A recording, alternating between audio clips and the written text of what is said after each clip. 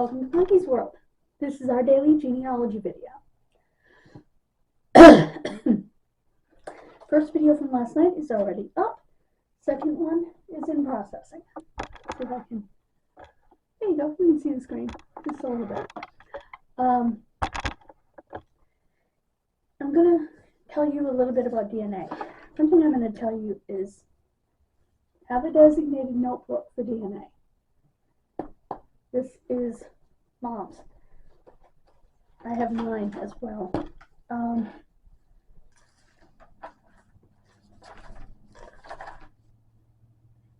Now, one thing I did is I went through literally our matches on MyHeritage, because over there they show you the country. So you can go by country. And I literally took the matches from each country and separated them out. Who they matched, if they only matched me, if they only matched Mom, if they matched both of us. And I literally have all of them. I mean, there are matches everywhere in the world. You might even be really surprised at what you find. I don't know how this sounded upside down, but didn't sleep last night because of wind.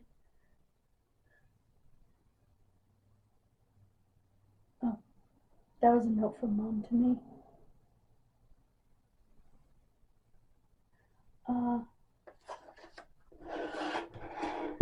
Nice to have little things like that.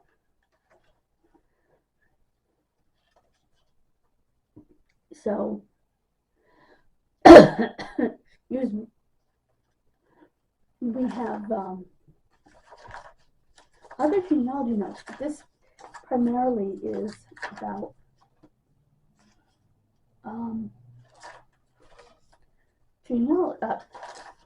DNA.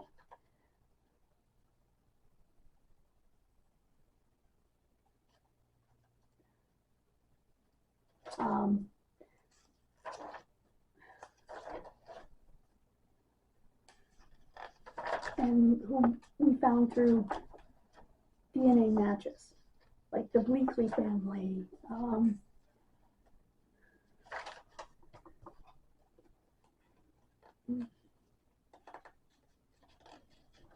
and again, one of the things that I highly recommend when it comes to, and you'll see that we have it all written here, is what did the person die from? As I mentioned to you, we do a medical genealogy, and so one of the things that we did was these are all CODs laid out.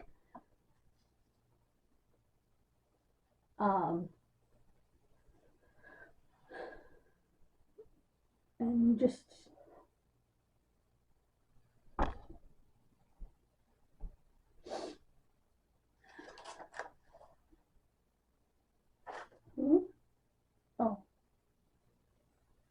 cardio. What we wanted to do and what we have been doing is a medical genealogy. I have binders for each of us, my mom, my dad, and myself, loaded with medical records. My dad's are pretty much all of his records from when he died, because that was the only time Dad was really ever in the hospital, except from his accident, and I doubt any records exist from that.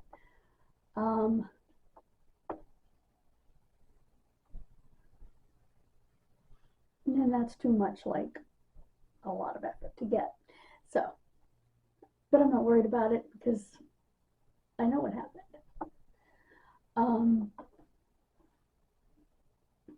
But I will show you while we're on the discussion, and I know this was supposed to be about DNA, and it is, because your direct line DNA matches. You want to know their causes of death because it could affect you. You know what I mean? show you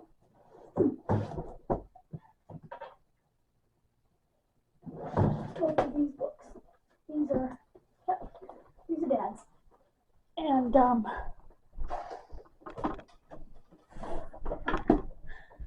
by the way, on the TV in the background, I have Netflix. I have VJEXY.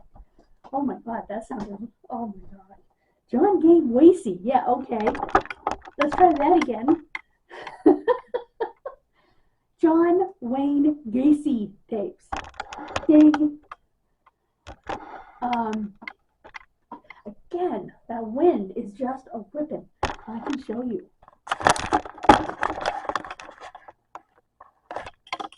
It's insane. I'm better looking than the wind. I actually put makeup on today. I did my laundry, as I mentioned in the first video. Okay, this is, what in the heck is this? Oh,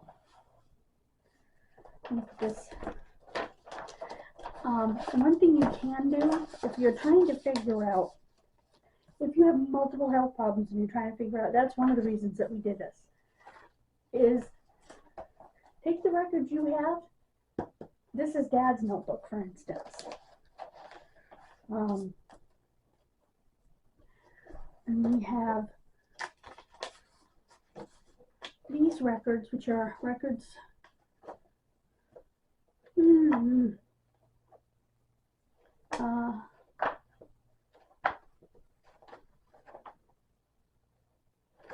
from Milford primarily, and this says Dad's medical records, 2.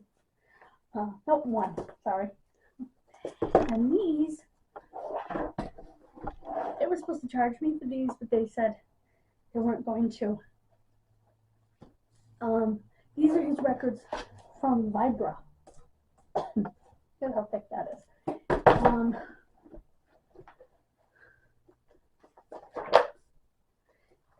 And at the end of these records, you have his records from Memorial Hospital. Now, he was all over the place. Lab records from Quest Diagnostics. That's the blood lab. Well, blood, urine, everything else. It's a testing lab, anyway.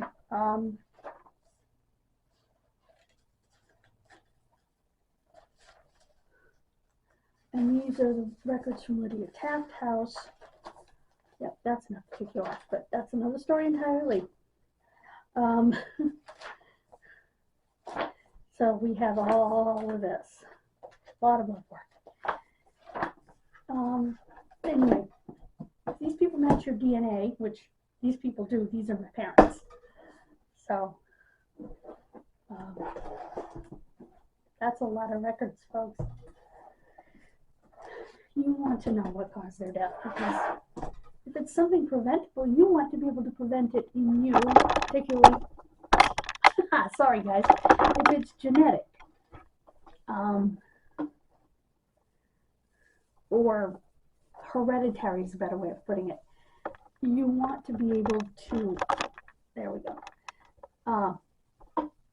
protect yourself, so it's very important. And another reason that it's important to have a designated book for DNA matches is because if you are looking for someone, in particular like I am, it's my great-grandmother, well, what the heck is her line?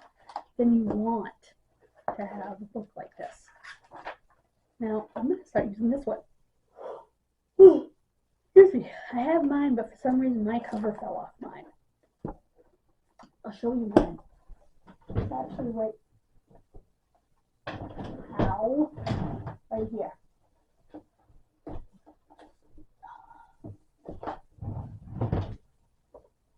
It was right here. Anyway, I think it's in my room, but it's the exact same book, but the cover came off, and I have a lot more information in mine.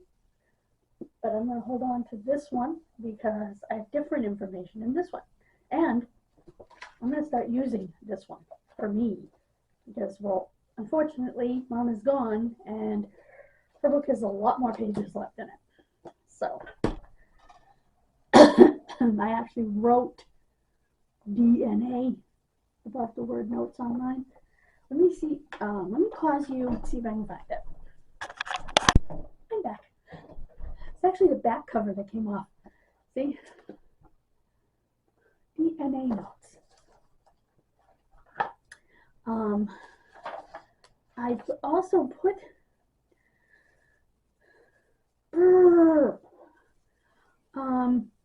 I'm freezing. Like, pick a cousin, for example, and all the matches that you have with that cousin, make a list. Because you never know what line those people are going to come from.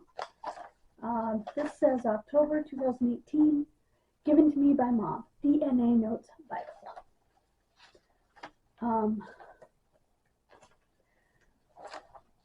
So we did that with a few. Also, keep your kit numbers and your sign-in information for each of the places that you've put your DNA in your DNA notebook, as I have here. I just put family tree DNA, my heritage kit number and password. All of it is in here.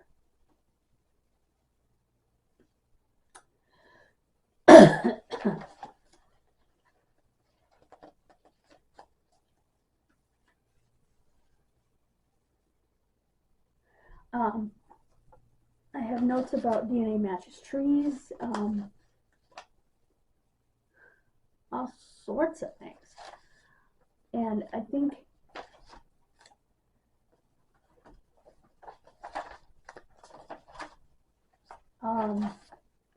you will see here's Robina Truman right here that I talked about. I have all the information right there. Again, she's not a DNA match, obviously. But so what I might do is try to put all this stuff together in one. In other words, now that Mom's gone, and as you can see, mine is full all the way up to, good grief, it's almost full, all the way up to here. Okay? That's what I have left. So what I might try to do is get the little bit of notes that are in Mom's into my notebook, and then take those pages out of here, and I'll have a fresh notebook. So I think that's what I'm going to do, so that all of the DNA information is together now that Mom is unfortunately no longer with us. And I'll have them all in one notebook, because we've both gone back and forth between the two notebooks for some strange reason, which is why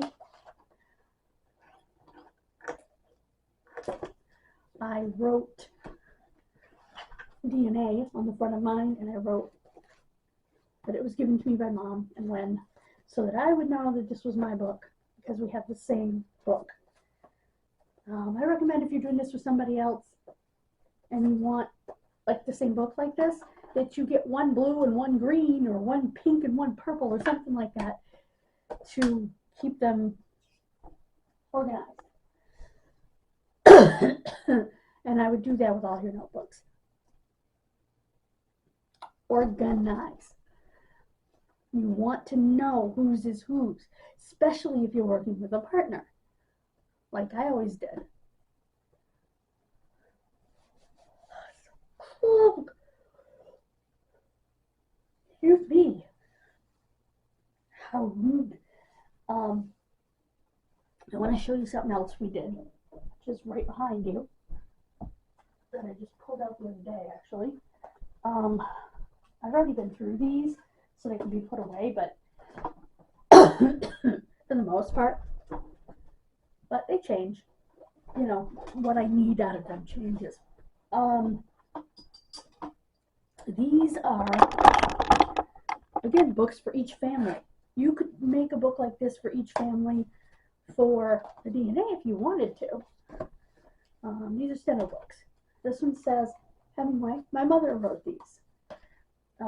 Says Mom's family, because we didn't separate both sides of her family. There wasn't as much information at that time, the time these were made, on both sides of her family to separate it. Hemingway, which is Dad's mom's side, and Wilson, which is dad's side. They needed to be separated. So we have these 3 books.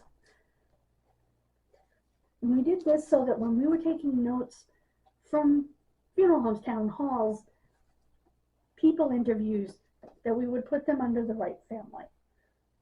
Again, this was totally Mom's doing. And you could do this, like I said, with your DNA. You know, do, in my case, I would do a Cox, you know, a Cox Dyer, which would be Mom's mother's side. So anything related to the Coxes or the Dyers, meaning, you know, the Barringtons and the Mitchells and whatever would go there. And then I would have a Mitchell side for her father's side, separate Mitchell. Although they do end up linking together. Way back, they do end up linking together. My uncle linked it for Mom. So there'd be 2 of those. And then there would be, just like I have it here, Wilson and Hemingway for Dad. Although I don't need much DNA on the Hemingway side because I know a lot of them personally. I didn't know anybody on the Wilson side really, except for my uncles and my grandmother, who was a Hemingway. But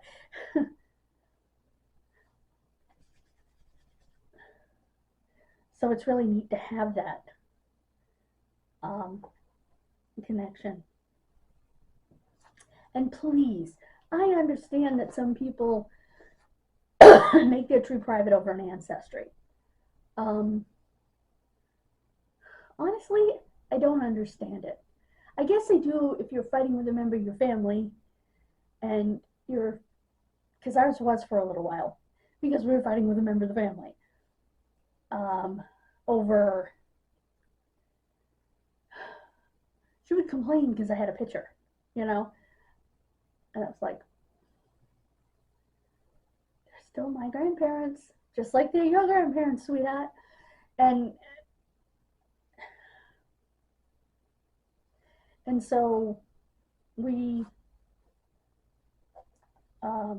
made our tree private so that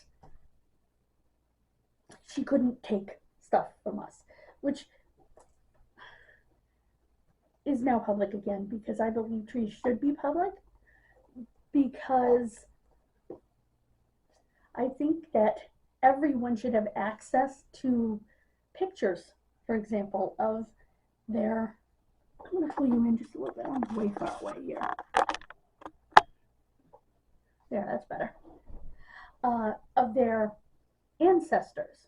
I hate it when it would be a picture of somebody I really want to see what they looked like, and it's a private member photo. So I don't want to do that to someone else. I understand. I wish that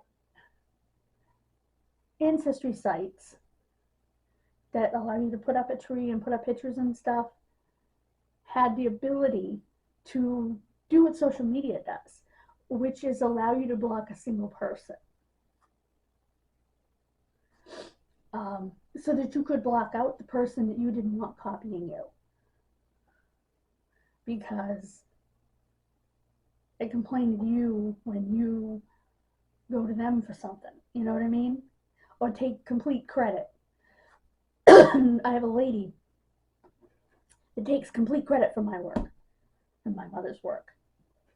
We've had other issues with people taking the trees because now they're owned by Ancestry, technically, and they'll take the damn trees, and they'll not so much the tree, you know, it's not so much about the tree. You want to take names and dates, who cares? First of all, don't take credit for the research to find those names and dates, and second, don't take my words. This one lady, I wrote little what should you call them? I don't know what the word would be. Little, they're not descriptions, notes about, yeah, notes, that's the best I can come up with, about each of my great-grandparents. Well, she put them up as her own and never said that someone else wrote them. So it says my great-grandmother. No, lady, that's not your great-grandmother. At least as far as I know.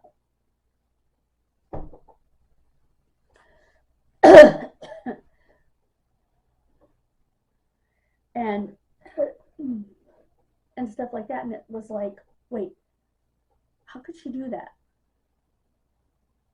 These were personal notes, you know. My great-grandfather, blah, blah, blah, blah. My great-grandmother, this is what we know, this is what we don't know. But it was personal to me. And to have it taken is just wrong. And to have, and I wouldn't do that. If I was going to use someone else's note, first of all, I would share it so it would show that they were the original person. Well, she took it from another site and brought it to Ancestry. And I'm not going to name the lady, there's no need to. I don't want to put anybody on blast. And it would be nice if she'd have written back to me when I wrote to her.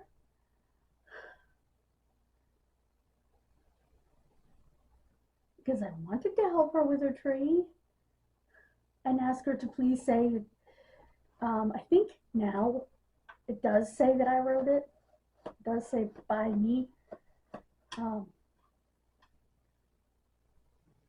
But it's just dumb. You know, just clarification. It doesn't even have to be, I don't want an apology. There's no reason to apologize. I'm not owed that.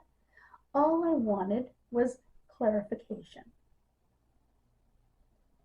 Say I wrote it. It's not even about credit.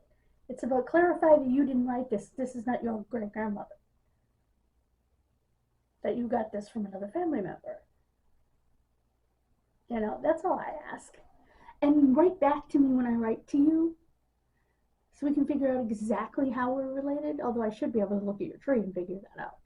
Since you have my great-grandparents in your tree, we have a direct descendant somewhere. You know, but still, hate it when people don't answer. And my aunt said she's one of those people that doesn't answer unless she knows how the person matches. Well, that sucks.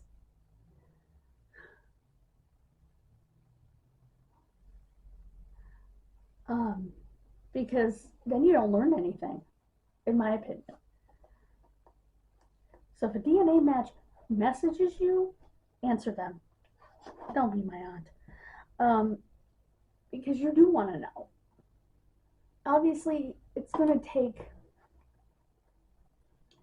Herculean effort if the DNA match happens to have 14 centimorgans in common. But the two of you may be able to look at both your trees and figure it out. I can usually figure out which side of the family by shared matches. And I do use on Ancestry, they have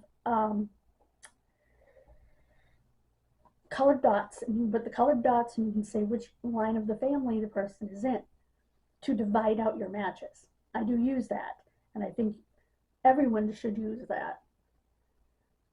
And you can tell by your shared matches, and I do have two for without shared matches. One is if they have a tree, a tree you can look at, a public tree, but no shared matches, and one if they do not have a tree and no shared matches.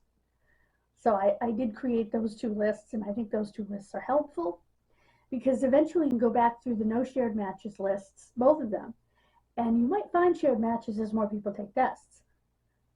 I've actually had that happen a couple of times. And please, if you're doing DNA testing, make your tree public. I know some public trees, you're not going to see the names because they're all living people. Well, that's great. A 20-year-old did the DNA. Mom and dad are alive. Grandma and grandpa are alive. Maybe even great-grandma and grandpa are alive.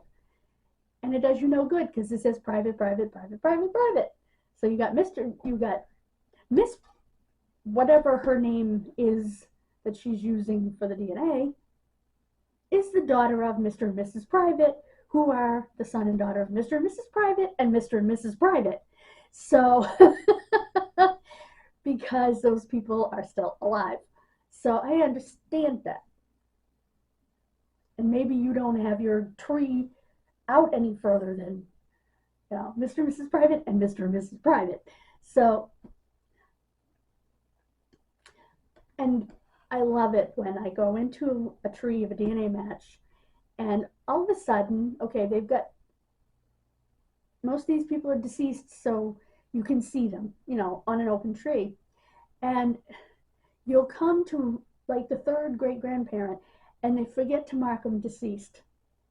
So all of a sudden it's Mr. Private. All of a sudden the third great grandfather is Mr. Private because they forgot to mark him as deceased. I've had some of those in my tree and I've tried to go back and mark them as deceased. And I try to remember anyone who is deceased or is more than likely deceased based on their birth date are marked as deceased so that people can see them.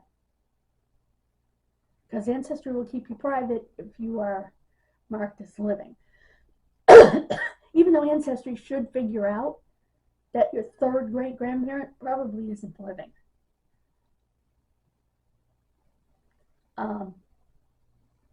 So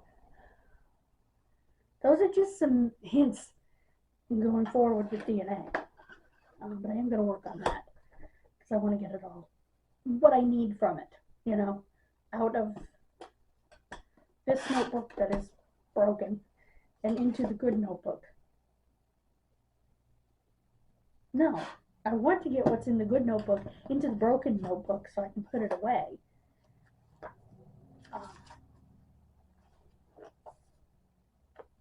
That's what I meant. So I can put the broken notebook away and use the good notebook. So that's the plan. That's what the back of the notebook is supposed to look like. I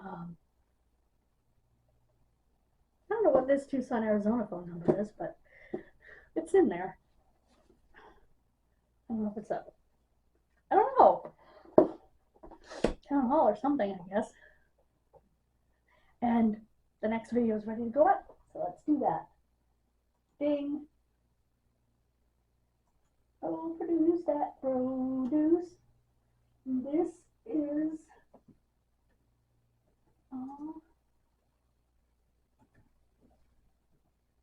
about me. I did a video. Videos. Clink. I think that's what this was.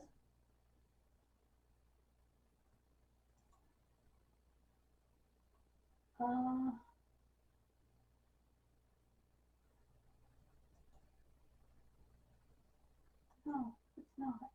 Crap. Well, I'll have to fix it when I do the, when I actually put it up. But yeah, that's kind of what you want to do. And DNA can help, like I said, with the medical stuff, in the sense that you'll know which death records to get. Oh, and I want to add in the links to this. I'm going to note that. A glossary of old CODs, because you got some funky ones. I'm also going to link the CM calculator, and it helps you figure out how you're related to someone based on the number of CMs. I'm going to link both of those with this video here. And I can't thank you enough. I hope that I do help with people's genealogy, because it certainly is the goal. And again, you can write to me, you can email me, you can DM me on Twitter, Instagram, Facebook, Although that may take me longer to get to, only because they put it in a secret little file over here. It's not as obvious as it is on Instagram and Twitter. And I will write back to you if you need help, if you're curious about your family but you don't know where to start. Again, I'm here. I love helping other people. I'm currently helping a Greek friend with hers. So you know the saying, it's all Greek to me. Literally, going out with her later this week. And I'll be giving her this.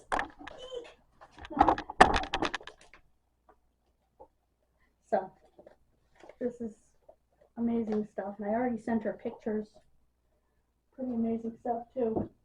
That's one thing that you can do for people if you haven't have access to Ancestry. Go on and find their family members' pictures for them. You have no idea what a prize that is.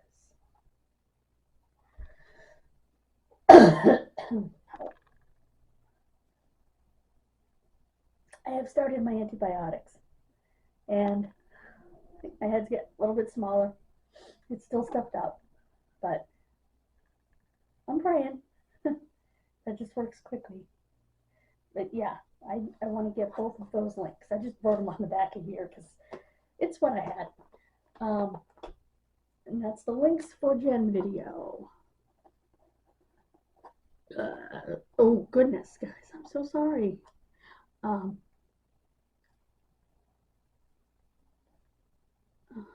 think I spelled glossary wrong, but that's okay.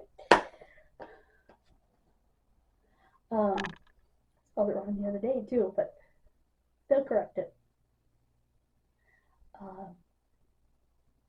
Thank you so much for joining me for another genealogy video.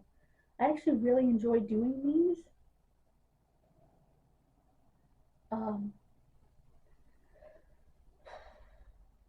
Please join me tomorrow for another kid missing video. Remember, #FightSebastianFight. Happy 5th birthday yesterday, Sebastian. Hopefully we'll see the video today, because she planned on filming for his birthday in the hospital. Have a wonderful day, guys. I will see you again.